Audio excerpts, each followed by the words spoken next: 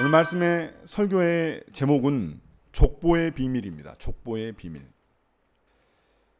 제가 텔레비전을 보니까 어느 날 그 야구 선수 이대호 씨의 딸이 나왔는데 아빠랑 똑같이 생겼더라고요. 깜짝 놀랐습니다.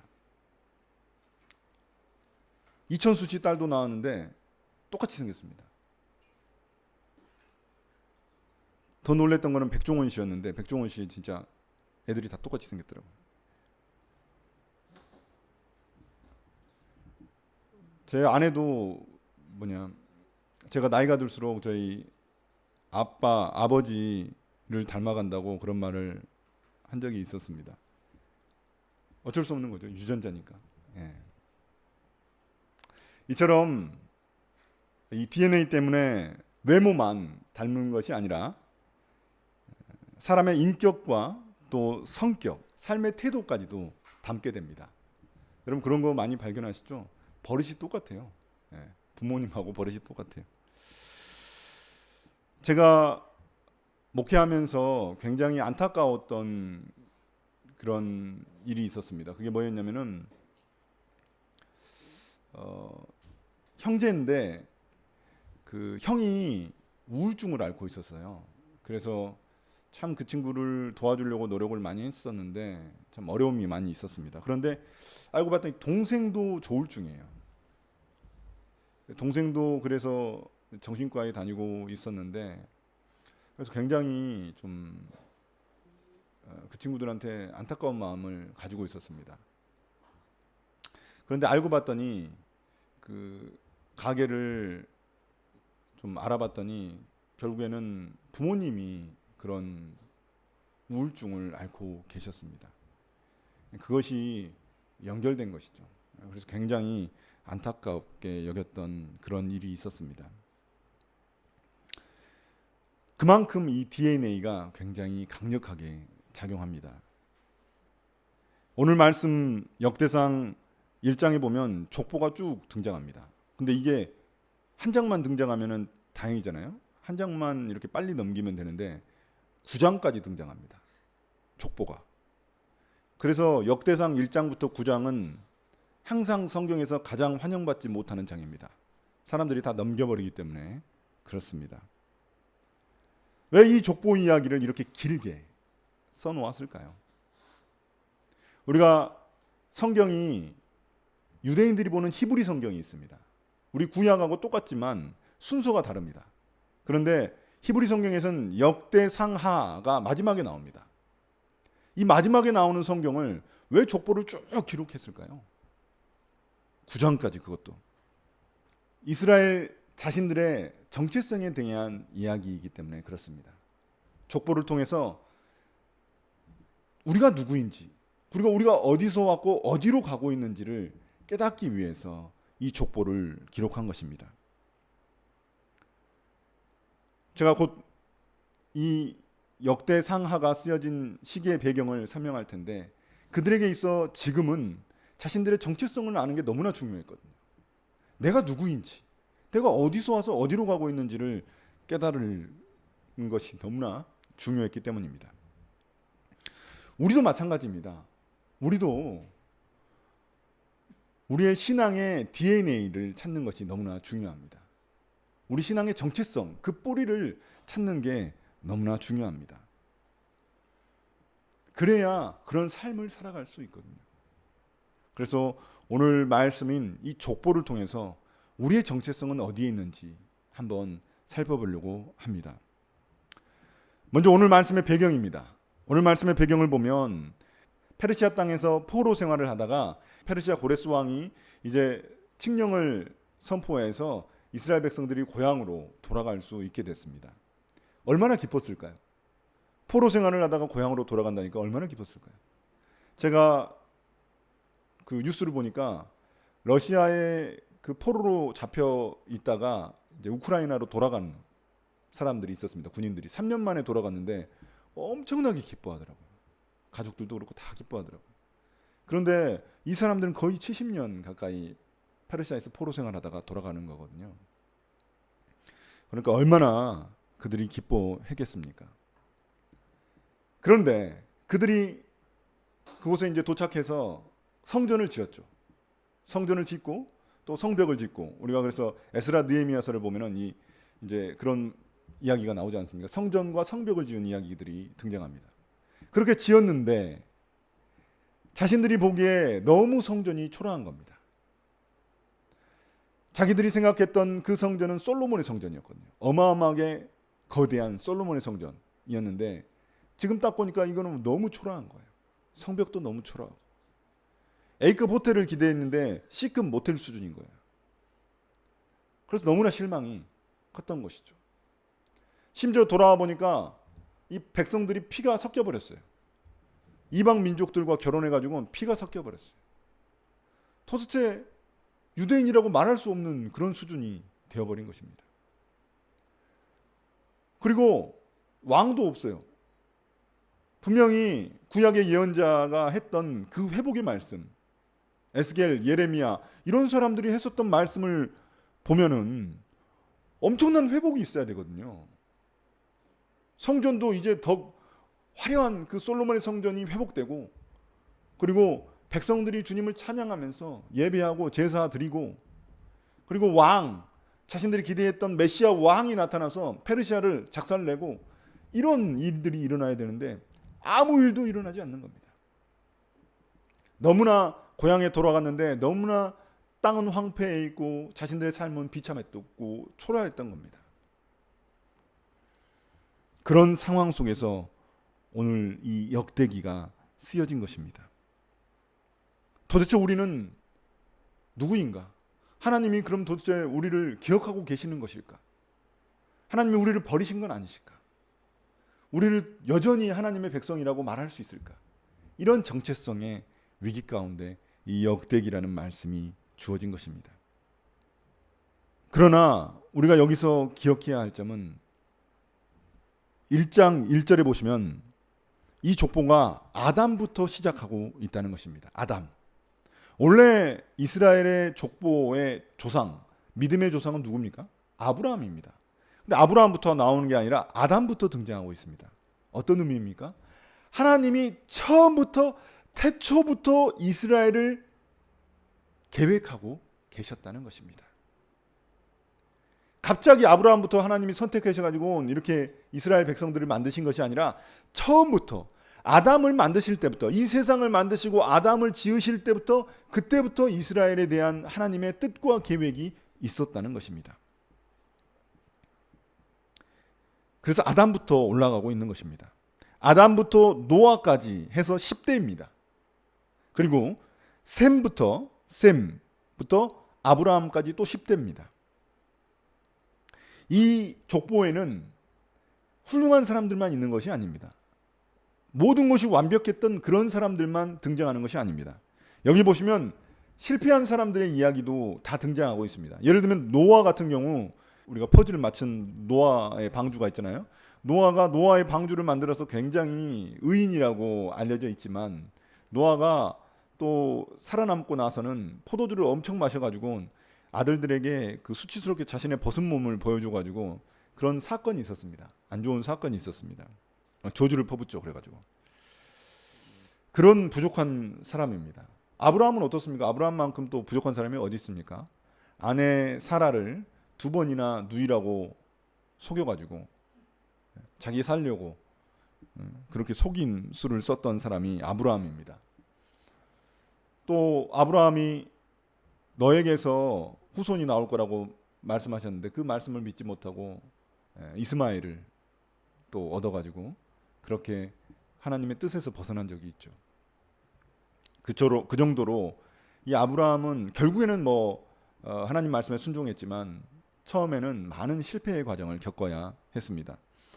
야곱도 마찬가지입니다. 야곱도 얼마나 속이는 자이지 않습니까? 그래서 인생이 참 고단했던 사람이죠. 야곱도 막 자기 형의 장자권을 빼앗았고 또 삼촌 라반에게 속아가지고 여러 가지 힘든 일들을 겪고 형이 쫓아와가지고 죽을 뻔하고 에서가 쫓아와가지고 죽을 뻔하고 이런 일을 겪었던 사람이 바로 야곱입니다. 어떻습니까? 부족하죠. 또 실패의 흔적들이 너무나 많죠. 넘어진 흔적들이 너무나 많죠. 그럼에도 불구하고 하나님은 이들을 통해서 하나님의 백성들을 만드셨습니다. 하나님의 구원 역사가 이들을 통해서 흘러가게 하셨습니다. 이처럼 하나님의 선택은 우리의 잘남과 우리의 못남으로 인한 것이 아닙니다. 하나님의 선택은 온전히 하나님의 은혜입니다. 하나님이 은혜로 그 백성을 선택하시고 그들을 통해서 하나님의 구원의 역사를 이루시는 것입니다. 그래서 하나님은 그 선택에 후회함이 없으십니다. 하나님은 한 번 잡은 손을 절대 놓지 않으십니다. 오늘 족보에 나와 있는 이 아담이라는 한 단어만으로도 우리는 이 진리를 발견할 수 있습니다. 하나님의 선택은 처음부터 있었다. 그리고 하나님은 아무리 부족하고 연약하고 넘어지고 깨져도 그래도 하나님은 그 손을 놓지 않으신다 하는 것입니다. 이게 포로기 백성들에게 얼마나 큰 소망이 되었겠습니까? 아무것도 안 보입니다. 너무나 초라하고 너무나 소망이 안 보이는 그 현장 가운데 그들이 붙들 수 있었던 그 소망은 뭐냐면 하나님이 처음부터 자기 민족을 선택하셨다는 겁니다. 다 알고 어떻게 될지 다 알고도 하나님이 선택하셨다는 것입니다. 그것이 그들에게는 큰 소망이 되었던 것입니다. 우리의 삶은 어떻습니까? 우리의 삶을 돌아보십시오. 우리의 믿음대로 모든 것들이 다 돌아갑니까? 그렇지 않죠. 세상이 만만치 않습니다. 우리가 기대했던 현실과 너무나 다른 현실이 펼쳐지고 있습니다. 그래서 실망하기도 하고 또 스스로가 너무나 초라해 보이고 또 그런 괴로움과 고통 가운데 있을 때가 얼마나 많이 있습니까? 페르시아 땅에서 돌아온 그 이스라엘 백성들의 그런 고통과 아픔 그리고 수치스러움 그런 초라함 그것이 우리 가운데도 있습니다. 그러나 우리가 기억해야 할 것은 무엇입니까? 하나님이 우리를 태초부터 선택하셨다는 것입니다. 이 족보는 유대인들만의 족보가 아니라 우리의 족보이기도 합니다. 하나님이 처음부터 아담 때부터 아담을 만드실 때부터 우리를 계획하고 계셨다는 것입니다. 하나님의 선택에는 후회함이 없습니다. 우리의 연약함, 우리의 실패 가운데서도 하나님의 그 놀라운 섭리가 우리 가운데 있습니다.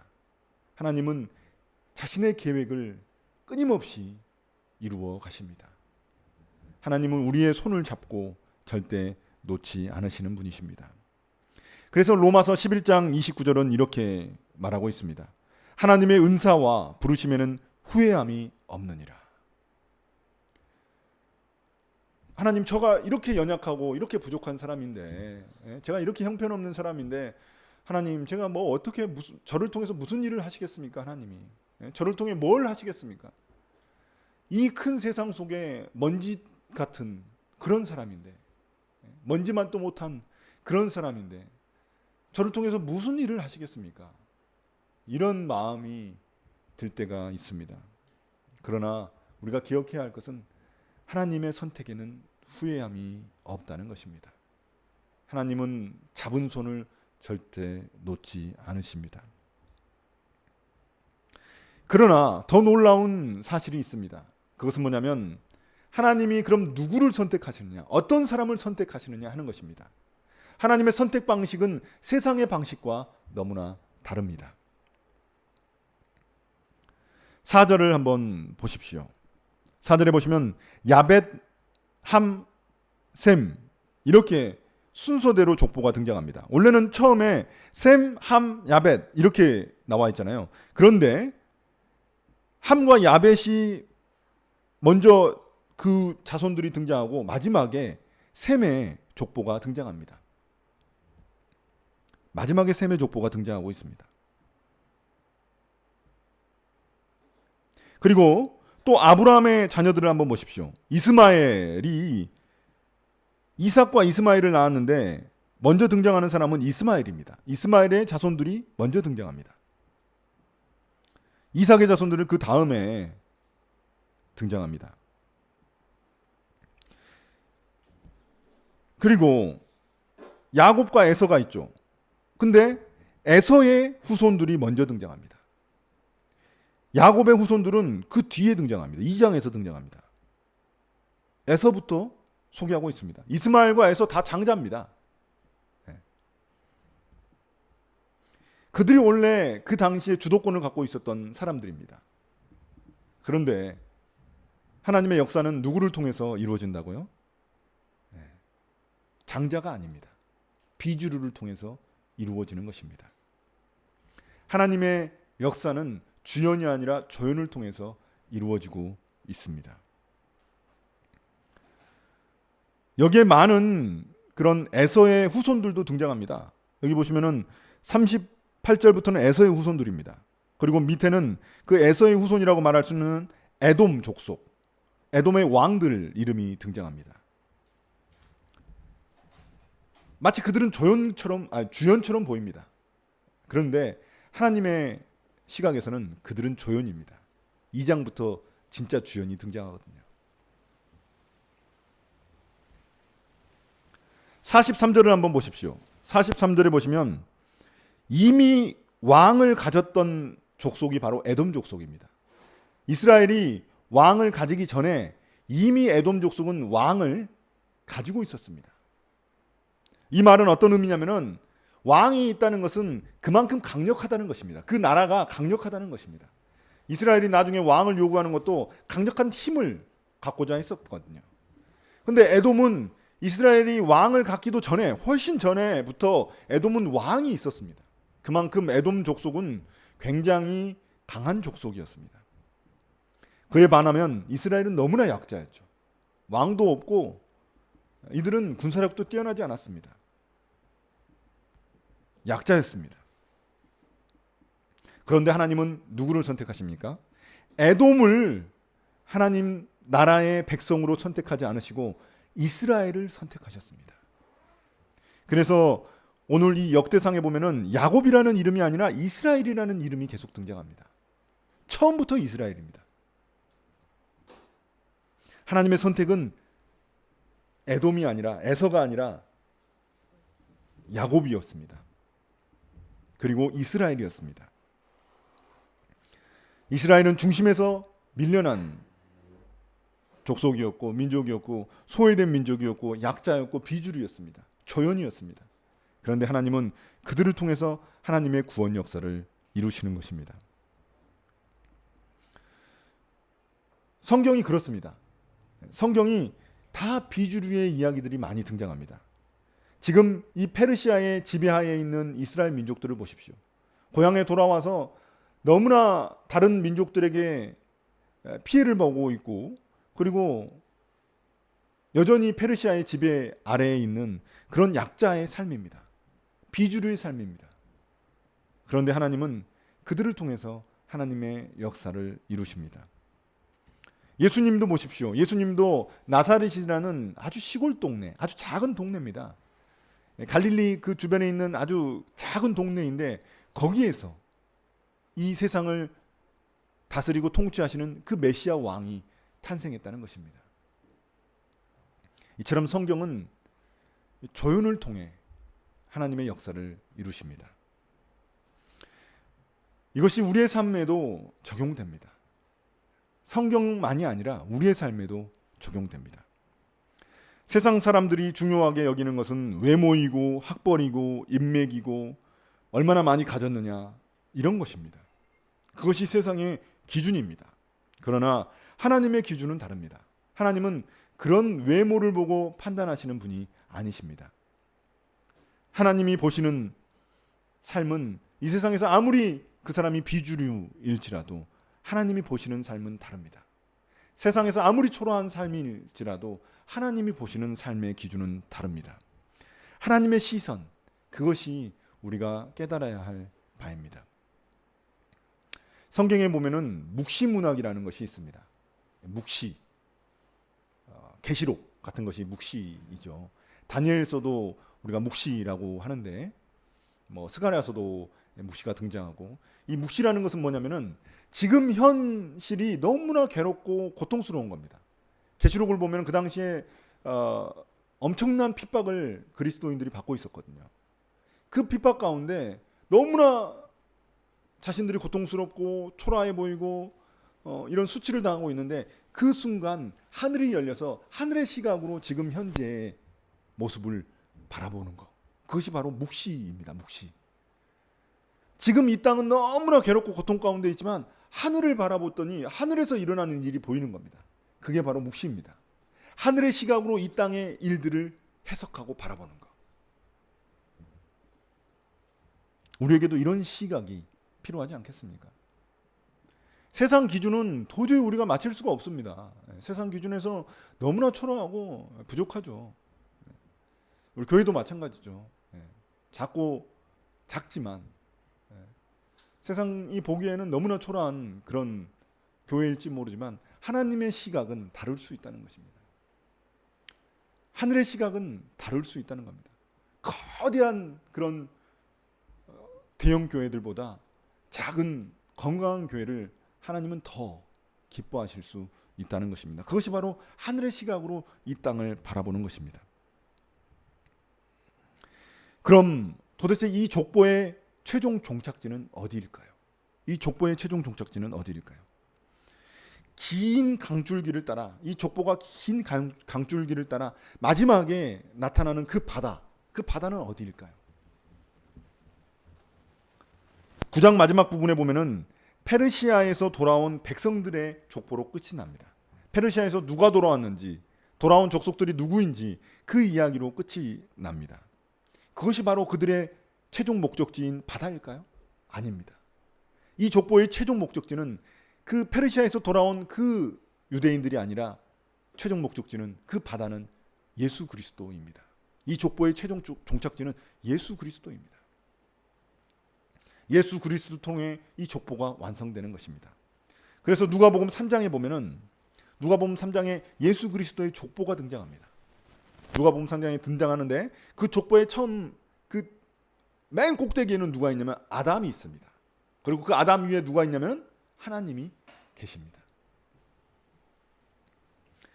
그러므로 이 족보의 마지막도, 이 족보의 완성도 결국 예수 그리스도입니다. 그것을 우리가 기억해야 합니다. 그럼 우리의 정체성은 어떻습니까? 이 세상을 살아가는 우리의 정체성은 어떻습니까?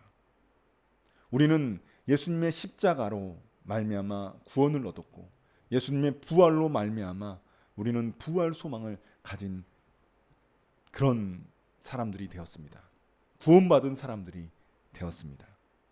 하나님의 자녀가 되었다는 것입니다. 이제 그 예수 그리스도를 통해서 그 족보가 다시금 시작되는 겁니다. 그 완성된 예수 그리스도의 족보를 통해서 우리까지 그 족보가 이어지고 있는 것입니다. 예수 그리스도의 보혈의 피로, 그 피 DNA, 예수 그리스도의 보혈의 DNA로 말미암아 우리가 그 족보 안으로 들어가게 된 것입니다. 이제 우리는 예수 그리스도의 그 족보 가운데 있는 것입니다. 여러분 믿으십니까? 그 족보 가운데 있다는 것을? 이 족보가 그런 족보를 의미하고 있는 겁니다. 9장까지가 아니라 그 뒤까지 계속 이어져서 예수 그리스도, 그 다음에 우리의 족보가 이어지고 있는 것입니다. 그래서 갈라디아서 3장 29절은 우리에게 이렇게 말을 합니다. 너희가 그리스도의 것이면 곧 아브라함의 자손이요 약속대로 유업을 이을 자니라. 그렇습니다.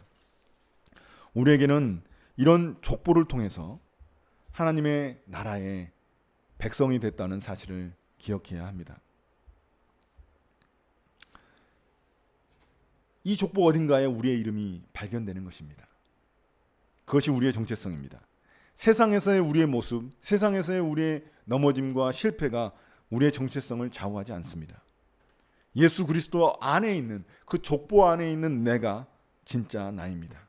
우리는 그래서 그 DNA를 물려받아, 예수 그리스도의 DNA를 물려받아 그분을 닮도록 부르심받은 사람들입니다. 사랑하는 성도 여러분, 이제 말씀을 마무리하려고 합니다.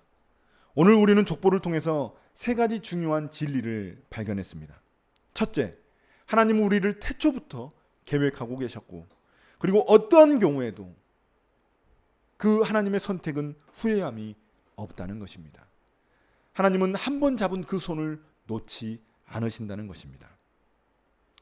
둘째, 하나님은 세상과 다른 방식으로 우리를 선택하시고 우리의 그 약점, 우리의 그 약한 자를 통해서 이 세상의 강한 자를 부끄럽게 하신다는 것입니다. 그리고 셋째, 하나님의 백성의 족보는 결국 예수 그리스도를 통해서 완성되며 우리는 그 하나님의 자녀가 되었습니다. 그리고 그분의 족보 가운데 들어가게 되었다는 사실입니다. 오늘 말씀의 서론에서 저는 우리는 외모와 기질, 성품과 그 태도까지도 부모를 닮는다는 그런 이야기를 했습니다. 그러므로 우리는 어떤 사람들입니까? 우리는 예수 그리스도의 족보 가운데 있는 사람들입니다. 그래서 우리가 진짜 닮아야 할 분은 누구일까요? 바로 예수 그리스도입니다. 시간이 가면 갈수록 그분을 점점 더 닮아가는 것입니다. 우리는 그분의 피로 다시 태어났고 그분의 족보 가운데 우리의 이름이 새겨졌습니다. 그러므로 이 세상이 말하고 있고 이 세상이 규정하는 그러한 기준과 정체성에 흔들리지 말아야 합니다. 세상은 우리를 자신들의 잣대로 판단하고 실패자나 약자나 비주류나 엑스트라라고 부를 수 있습니다. 그러나 하나님은 다른 기준으로, 다른 시각으로 우리를 보십니다. 너는 어떤 경우에도 내 자녀고, 넘어져도 내 자녀고, 깨져도 내 자녀다. 나는 너를 항상 기억하고 있고 연약한 너를 통해 내 뜻을 이루신다라고 말씀하십니다. 이것이 우리의 믿음입니다. 혹시 지금 내가 처한 현실이 너무나 작고 초라하게만 느껴지지는 않으십니까? 세상 앞에서 자꾸 주눅들고 낙심되지는 않으십니까? 그렇다면 오늘 이 족보를 보고 나의 이름이 이 족보에도 기록되어 있다는 사실을 기억하면 좋겠습니다. 하나님은 우리를 통해서 그분의 놀라운 구원의 역사를 이루어 가십니다. 이 족보의 진짜 비밀은 그 속에 나의 이름이 적혀 있다는 것입니다. 예수 그리스도를 통해서 이 족보 가운데 우리의 이름도 들어가 있다는 사실입니다. 예수님의 족보에 속한 자답게 그분의 DNA를 받아 그분의 삶과 그분의 삶의 태도와 그분의 가치관을 닮아가는 그런 함께 걷는 교회 식구들이 다 되시기를 예수님의 이름으로 축복합니다.